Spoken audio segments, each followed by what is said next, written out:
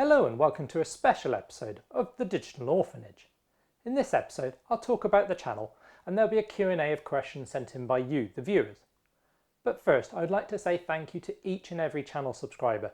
There are now over 2,000 of you as new viewers find the channel daily and subscribe. Later in this special episode, to celebrate this milestone, I'll be detailing a competition you can enter for free for a chance to win a fun prize. Producing content for this YouTube channel has been an interesting and fun journey. Starting it allowed me to bring together a lot of interests into one focused creative outlet. I started video editing with my Amiga and a VCR in the early 90s, moving to motion JPEG cards on Windows 3.11 and 95 in the mid-90s. I've always been fascinated by the film and television making process, but the issue was what to film. Mostly this ended up being weddings of family and friends, but there's only so much room to experiment with that type of video. In 2010 I bought a Canon 7D and had great plans to film and edit video for YouTube, but a house move and subsequent renovations meant that plan had to go on the back burner. Then in October 2018 I finally brought together my work with retro computers together with my desire to film and edit video, and started the Digital Orphanage. It also gives me a way to practice presenting confidently, which is a useful skill for anyone to learn. If you're wondering, the Digital Orphanage, or TDO for short, is so named because Mrs. TDO called the old computers I kept bringing into the home my little orphans that I had rescued. And I was finally using my Canon 7D along with a lapel microphone I bought back in 1996. YouTube is a very competitive place now, and establishing a new channel from scratch is a slow process. By February 2019 I had 16 subscribers, one of course being Mrs. TDO. Then by pure chance, on the 16th of February, while arranging a volunteer day with the curator of the Museum of Computing, I bumped into Neil from Retro Man Cave. It was only a passing greeting, as Neil was also visiting for a meeting with the curator. I followed up with an email though, and the rest, as they say, is history. That's right, Neil was subscriber 17.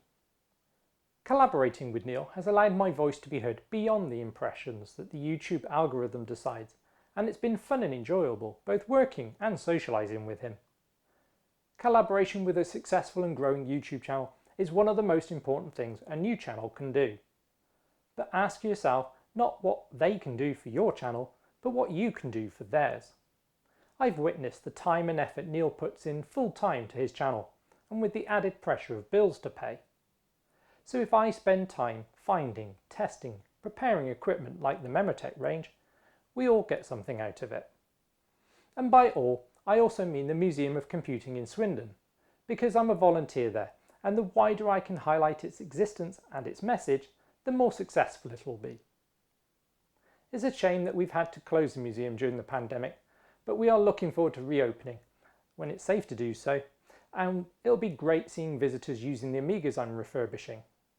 How successful this channel will be is anyone's guess. I said to myself when I started it, I would have a review at the 2-year mark, which will be this October. But it's not just about the numbers, because behind every number there is a person. And I've met some amazing people because of starting this channel. Fellow YouTubers like Howard from Dubious Engineering, Colin and James from Let's Talk Retro, Vicky, also known as Pixel Vixen, Dan from Retro Recollections, Ian from Pixels at Dawn. I've also been able to meet both Hoffman and Ravi Abbott and watch them showcase just what an Amiga Polar or two can do. The SWAG or Southwest Amiga Group meets have also been a lot of fun. A well-organised meet that is growing every year, with dedicated volunteers like Dave, Robert, Zeb, Derek and Gil, and their attendees passionate about their hobby, as well as allowing me to showcase every system the Digital Orphanage had that could run Speedball 2. It's also allowed me to meet the big names in the Amiga world like David Pleasance, Stephen Jones and Mike Batalana. It has been meeting all of these people and hearing their stories that has made this an enjoyable journey. And I look forward to meeting many more as this channel grows. And now it's time for your questions, and who better to ask them from his socially distancing safe location than the man cave retro heartthrob himself. Take it away, Neil. Hello there, I'm Neil here at the Retro Man Cave, and I've been given the honour of asking the questions for Keith at the Digital Orphanage on your behalf. So here we go. The first one is from Jobra Commander, and he asks, Keith, given that God is infinite and that the universe is also infinite, would you like a toasted tea cake? Over to you, Keith.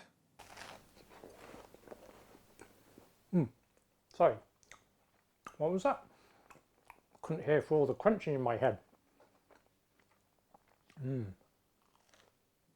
Awesome Facepalm asks, what was your first computer and which computer was your favourite one, Keith? Well, if we're talking first computer, we're not talking the VideoMaster Super Score I refurbished on the channel last year. That was our family's first games console. If we're talking first computer, it's going to have to be the Sinclair ZX81.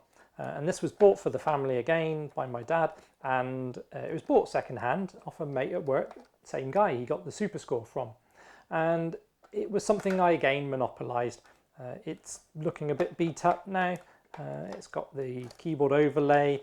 I tried to clean it once as a teenager with the wrong sort of chemicals and sort of damaged it a little bit. It's missing some feet. So it'd be great to refurbish this on the channel. Had a lot of fun with that. But if we're talking favourite computer, it's going to have to be the Amiga 500.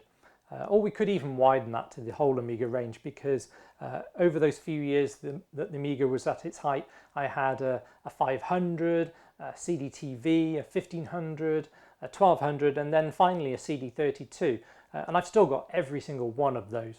The moment I saw an Amiga 500 in a shop, it was playing the dock demo, if I remember, and the graphics and the sound, everything just seems so much better. It just had limitless possibilities compared to the 464 I had at the time. So yes, the Amiga. Dave Rowland would like to know, who has the most grey hair? I don't know who's in the running for this question. That is the question in its entirety. Who has the most grey hair? Well, that's a question I wasn't expecting, Dave. Well, okay, Dave's one of the organisers of Swag. He's met Neil, me and Mrs. TDO. So I guess if we're judging by hair on the top of our heads, Mrs. TDO thankfully takes this by default, but also not helped by her having an allergy to chemical in hair dye. If you're talking about beards, Dave, thankfully that rules Mrs. TDO out of the running. And with my current lockdown beard, I think I take this one over Neil. And that's as low as I'm taking this competition, Dave. Flame Lily IT would like to know, is having a beard considered retro? He goes on to say, okay, serious question. Knowing your love of Amstrads, what would be the first question that you would ask Lord Sugar if you ever got the chance? Good question. What do you think, Keith? You mean having a beard isn't on the YouTube terms and conditions? But what would I ask Alan Sugar though? Well, I wouldn't waste my question asking what's driving his beef with Piers Morgan, that's for sure. And although I'd love to know if he's thought about making a CPC Mini, what I'd really like to know is whether he cares about us Amstrad users. Was every decision purely a business one to maximise his profit? Like using 3-inch discs or dropping the 664 after only 6 months? And when he talks about the Amstrad range on Twitter now, again, is he thinking about us users and what we did with them, or just that he made lots of money with them? What do you think? Our good friend Dave, aka Velociraptor, would like to know, is it better to restore the original look of machines when you're restoring them, or is it best to leave them in the grim, sorry shambles of a tatty sun-yellowed state that they are? Over to you, Keith, and see if you can answer this one without using the word patina. Velociraptor, I see what you're doing there. You're stoking that little fire of contention between me and Neil, aren't you? Wow, seriously though, I have no problem with what anybody wants to do with their machines, because that's exactly that, it's their machines. It's a bit like the classic car community.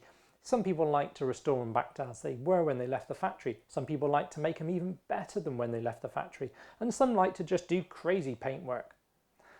But it's their machines, they can do with them what they want. But when we're in a museum setting, that's a little different, because you've got to preserve something. And sometimes when things fail, you've got to replace them. Great. Capacitors, things like that, things fail, you've got to do that. But when it comes to things like retro brighting, that's where you won't find a museum doing that. People don't understand really what's going on. It's more that, you know, if you put some chemicals on it or you put it out in the sun for light brighting, you can get some really great effects. But are you damaging the machine? And in the future, will there be a better thing to do that, and when we fully understand what's actually going on with the chemistry? So, you know, they don't look great, but they still work. As long as they work and they're clean and they're tidy, that's really what I care. And I've yet to find something that I'll retro bright myself that I don't care about, just in case. I hope that clears it up. Chris Appleton, the famous pillock, would like to know, you're a man who appreciates things being just right. What's the worst bodge that you've ever seen when restoring a machine? Excluding the ones that I've given you, mate. Over to you, Keith. That's an interesting question, and I'm sure you'd like me to dish the dirt on somebody's machine or somebody else out there, but it's mine. I'd probably say it's either going to be this ZX81 that I tried to clean with the wrong chemicals and ended up bodging that, or it could be the first Amiga 1200 that I tried doing a capacitor swap on and used my new hot air gun, and I'd watched all the YouTube videos and I had the solder paste and I messed it up.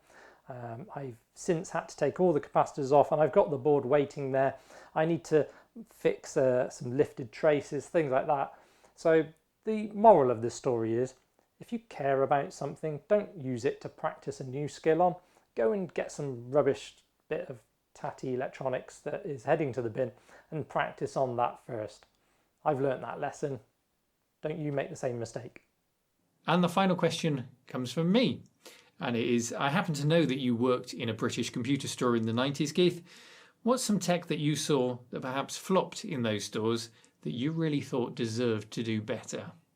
Well, what Neil's referring to here is my time in the early to mid-90s working for Dixon's in Swindon and then a short stint in PC World in Bristol. We had to demonstrate lots of crazy products that we had no idea why they existed. Like the Rabbit phone, a cordless phone that you could take out with you to make outgoing calls only, and only if you stood within 100 metres of a Rabbit transmitter. Or an Amiga with the useful numeric pad lopped off, rendering it incompatible with many games. It pains me to say this because people who know me know I don't like Apple much, but the answer to this question would be the Apple Newton. Launched in 1993, it was a product before its time, that even Amstrad tried to replicate with its PenPad PDA 600 in the same year. Its form factor has all the hallmarks of the devices we rely on today, and it was fascinating to watch it turn my handwriting into text. The Apple Newton has left a lasting legacy though. Apple needed a low power but powerful processor, a search that resulted in a joint venture between Acorn, VLSI and Apple, and that was Advanced RISC Machines Limited, later renamed to ARM. This was a pivotal move and laid the groundwork for monumental rise in the use of ARM processors. So I think you'll agree. I think the Newton should have had a bit more recognition for that. Well, I hope you've all enjoyed those questions and answers. Thank you to all of you who sent them in, and a special thanks to Neil for taking the time to record the questions. And now it's the time you've all been waiting for. It's competition time.